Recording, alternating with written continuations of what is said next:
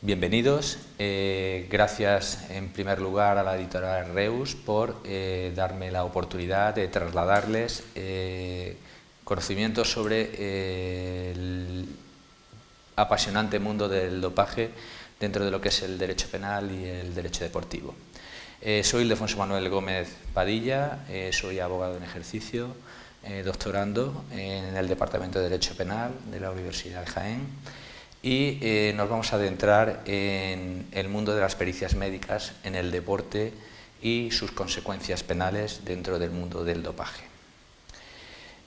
Muy brevemente, de manera sumaria, vamos a hacer mención a una introducción para centrar el tema a estudio, las pericias médicas en el deporte, las consecuencias penales del dopaje y para finalizar con unas conclusiones. En lo que se refiere brevemente a una introducción, dentro de la misma trataremos lo que es la interrelación de las diferentes ramas alrededor del derecho penal, centrándonos fundamentalmente en el aspecto del fraude en el deporte,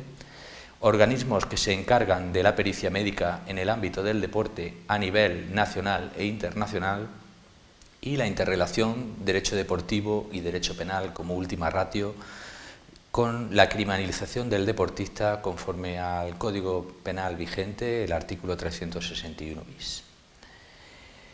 Bien, en lo que se refiere a la interrelación de las diferentes ramas alrededor del derecho penal, la fraude en el deporte, de manera introductoria pretendemos dar unas nociones básicas y exponer la interrelación de las diferentes ramas alrededor del derecho penal sustantivo, procesal penal, criminología, criminalística, derecho deportivo, etc.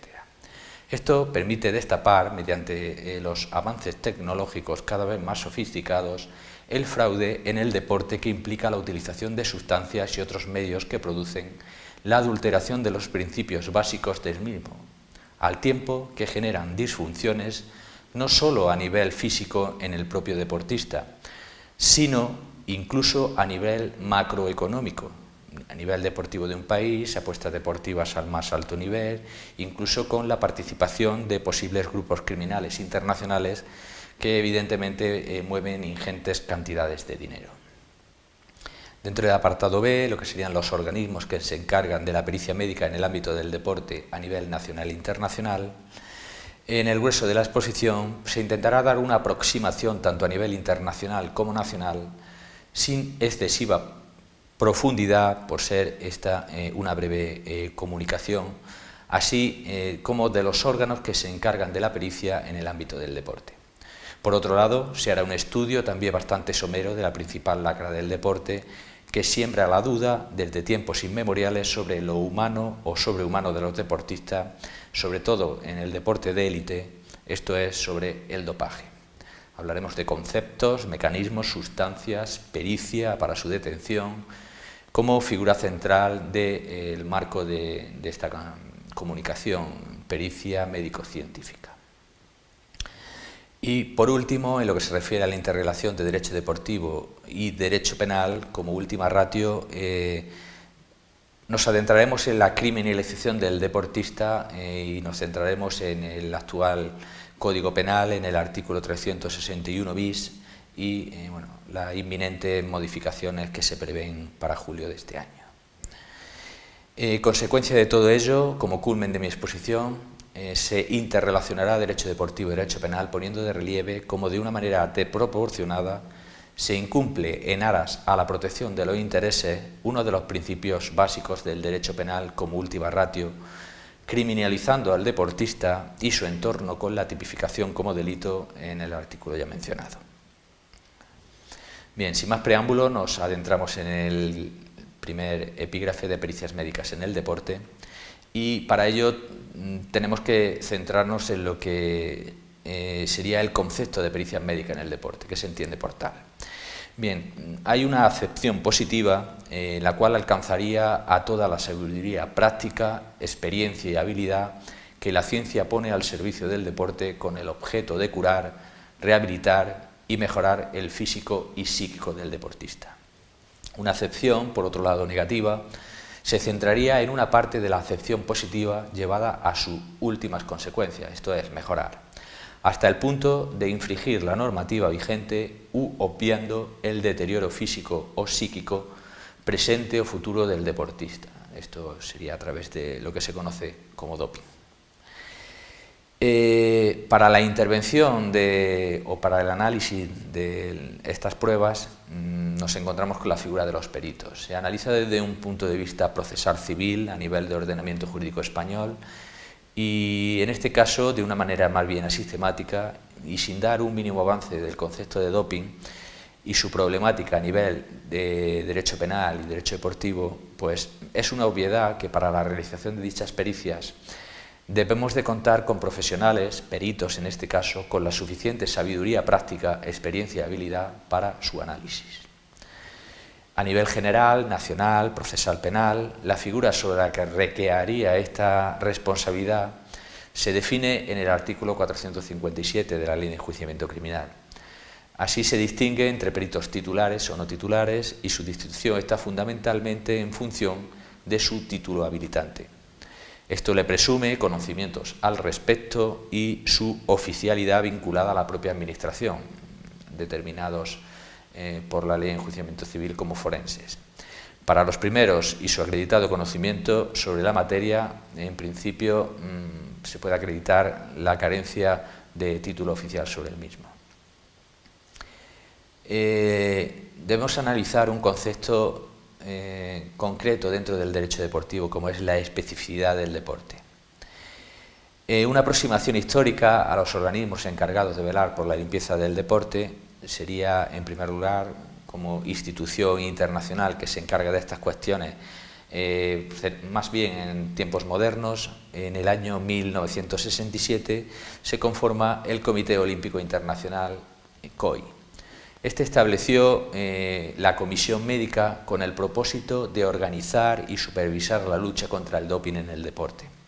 En aquel momento se publicó incluso una primera lista de sustancias prohibidas en el deporte y con posterioridad ha habido sucesivas ampliaciones. Sin embargo, no solo la lista prohibida de la Comisión Médica de COI fue vinculante. Las federaciones de los diferentes deportes crearon su propia lista de métodos y sustancias prohibidas. Así que había la posibilidad de una pequeña divergencia o gran divergencia entre una y otra lista. Para unificar este sistema, el COI, junto con las federaciones internacionales y los comités olímpicos nacionales, alcanzaron un acuerdo referente a la unificación de diversas listas prohibidas en 1994. A nivel internacional, centrándonos en lo que es la especificidad del deporte, la Agencia Mundial Antidopaje, AMA o WADA, en función de las siglas y el idioma que se utilice, fue fundado bajo los términos de la Declaración de Lausana el 10 de noviembre de 1999, como una organización internacional e independiente. Está compuesta y financiada a partes iguales por el movimiento deportivo y por los gobiernos. Y sus principales actividades, muy brevemente, son la investigación científica, la educación, el desarrollo de la normativa antidopaje, la supervisión y cumplimiento del Código Mundial Antidopaje. Todo esto a través de un documento de armonización de políticas de lucha contra el dopaje en todos los deportes y en todos los países del mundo. En 2004 asumió el control del papel coordinador principal del sistema antidopaje mundial desde la Comisión Médica del COI y fue asignado por el Código Mundial Antidopaje WADA, y es desde entonces cuando la responsabilidad de la preparación y la publicación de la lista de sustancias prohibidas es asumida por la misma. Esta se actualiza regularmente y hay numerosas consultas, tanto de representantes de deportes, del mundo médico, etcétera, que destacan como principal característica el carácter abierto de la misma. Es decir, es una lista que permite modificación prácticamente sobre la marcha y que le permite a su vez una reacción rápida en caso de que a determinados deportistas, representantes o gente cercana al mundo del deporte apunten o utilicen o puedan pretenderse utilizar nuevas sustancias farmacológicas con propósitos dopantes. Actualmente, las sustancias y los métodos en la lista prohibida son clasificadas por categorías y divididas en 4 grupos. Sustancias y métodos prohibidos, siempre dentro y fuera de competición. S1, agentes anabólicos. S2, hormonas y sustancias relacionadas. S3, beta-2 agonista. S4, hormonas antagonistas y moduladoras. S5, diuréticos y otros agentes enmascarantes. M1, incremento de las transferencias de oxígeno. M2, manipulación química y física. Y M3, dopajes genéticos. Otra clasificación, otro grupo dentro de la misma clasificación serían las sustancias y métodos prohibidos, pero ya dentro de la propia competición. Para esto se sigue la misma nomenclatura: S6, estimulantes; S7, narcóticos; S8, cannabinoides; S9, glucocorticoides. Otro bloque más, la sustancia, tercer bloque, sustancias prohibidas en deportes particulares: el P1, alcohol; el P2, beta-bloqueantes; y como último y cuarto grupo o elemento, otras sustancias especificadas. Hacemos eco de un cuadro por el cual el dopaje, en función de los diferentes grupos o categorías, pudiera tener una serie de efectos en los deportistas, en los que no nos vamos a detener minuciosamente, remitiéndonos directamente a la comunicación editada en papel. Conclusión de todo esto, ¿cuál es el fin principal o eslogan principal del AMA-WADA? El AMA trabaja por un mundo donde todos los deportes operen en un ambiente libre de dopaje. Bien, hemos estudiado a nivel internacional y tenemos que tener en cuenta que dentro de la propia especificidad del deporte, a nivel nacional se crea un organismo paralelo con competencia a nivel nacional, como se ha reiterado, llamado la Agencia Española de Protección de la Salud en el Deporte. Nace con la intención de aglutinar en su seno todas las competencias que el sistema anterior repartía entre diferentes entidades, lo que contribuirá a evitar posibles disfunciones y ayudará al establecimiento de una serie de criterios de interpretación de la norma que sean homogéneos y constantes, y que contribuyan a fortalecer la seguridad jurídica en la lucha contra el dopaje, tal y como se define en la propia Ley Orgánica 3/2013 de 20 de junio de protección de la salud del deportista y de lucha contra el dopaje en la actividad deportiva. Del mismo modo, dicha ley trata de configurar el dopaje desde una perspectiva integral y como un elemento más dentro del sistema de protección de la salud de los deportistas, a la par que una lacra que afecta a la protección de la salud de los deportistas, al juego limpio en el deporte y a la propia dimensión ética del mismo. Esta idea puede considerarse como un elemento esencial que ha inspirado la actual regulación, en la cual los aspectos relacionados con la lucha contra el dopaje son importantes, pero no más que los que afectan a la salud de los deportistas, a la prevención de los riesgos que pueda suponer el desarrollo de la actividad deportiva y al establecimiento de medidas positivas de acción de los poderes públicos que permitan conseguir que la práctica deportiva se realice en condiciones idóneas. A la agencia se pasan a asumir competencias que el Consejo Superior de Deportes venían ejerciendo en relación con la protección de la salud de los deportistas. Esta medida supone un notable fortalecimiento de la nueva agencia en todos los aspectos y debe convertirla en el referente fundamental de la protección de la salud en la actividad deportiva. Dentro del apartado de procedimiento común o pericia médica que sigue de manera común la detección del doping, nos remitimos a los enlaces que figuran en dicha comunicación respecto a unos vídeos en los que se ve de manera clara cómo es el método de control de dopaje dentro y fuera de la competición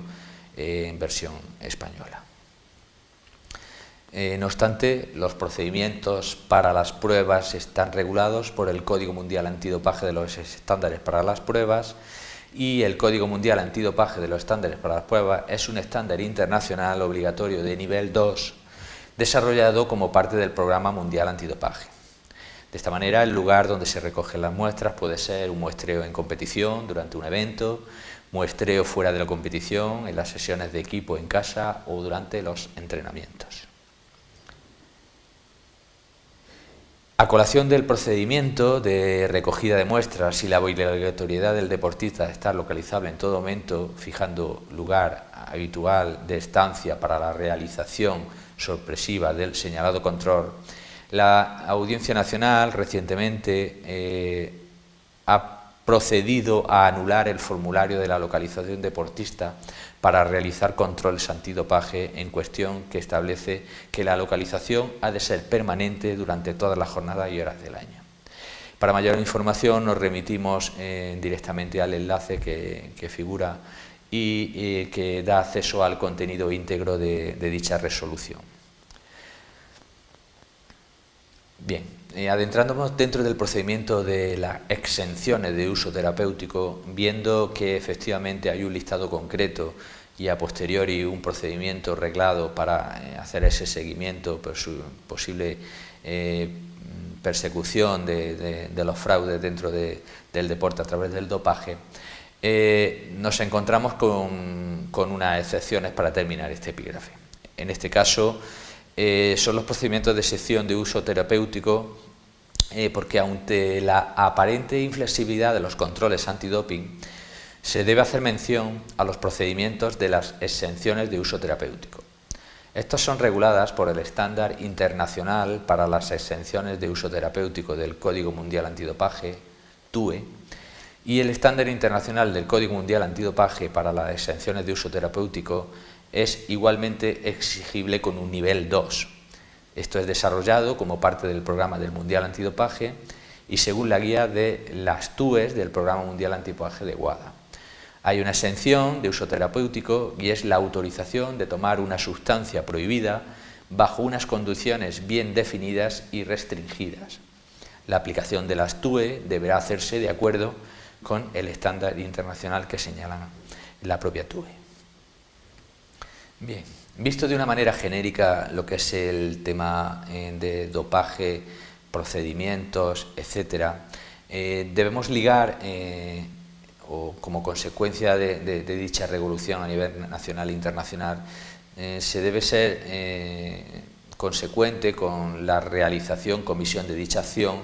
y por tanto tener conocimiento de que existen unas consecuencias penales reguladas en nuestro ordenamiento. No se puede obviar que, relacionado con lo que es la regulación del deporte a nivel internacional, el tema del dopaje sigue por su organismo internacional y el nacional propio una regulación a nivel mundial. En este caso son muchas las novedades en función de las peculiaridades de cada país y debemos reseñar por la actualidad reciente noticia que el propio Mundo, en un enlace que igualmente queda a su disposición, señalando en mero titular que Alemania propone cárcel para el dopaje. En este caso, tanto los deportistas como las personas que faciliten el uso de dopantes podrían tener penas de hasta 3 años de prisión, según el nuevo anteproyecto de ley alemán. Es interesante, en este caso, adentrarnos, por tanto, en el concepto de dopaje y cuáles son las consecuencias penales que tendría en nuestro ordenamiento a nivel nacional. Debemos comenzar con una definición de manera histórica del dopaje. Etimológicamente, la palabra doping tiene su origen, según los historiadores, en la tribu kafir africana, que llamó a una bebida alcohólica primitiva que era usada en ceremonias religiosas como estimulante con el término de dop. Otros documentos, según describen guerreros zulú usando dop, una bebida alcohólica hecha de piel de uva y bebida de cola, o bien en África Occidental, el uso de la cuminata de cola y de nítida de cola eran también como utilizados como compensación a paseos, carreras, etc. Consecuentemente, el columnista holandés Boers fue, a nuestro entender, la primera persona que utilizó dicho término y fue difundido por todo el mundo. Eventualmente, el término fue adoptado por una gama más amplia de sustancias y deportes y el uso de esas sustancias fue descrito como doping, apareciendo primero en el diccionario inglés en 1889.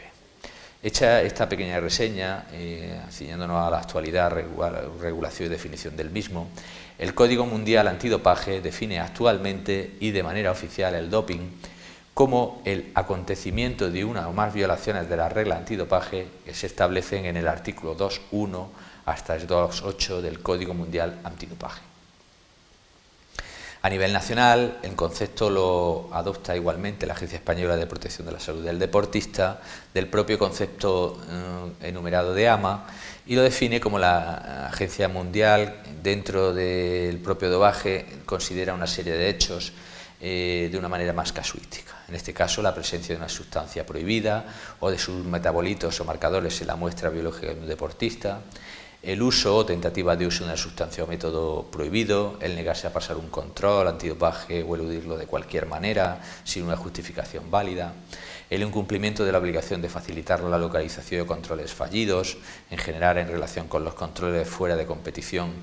teniendo en cuenta la resolución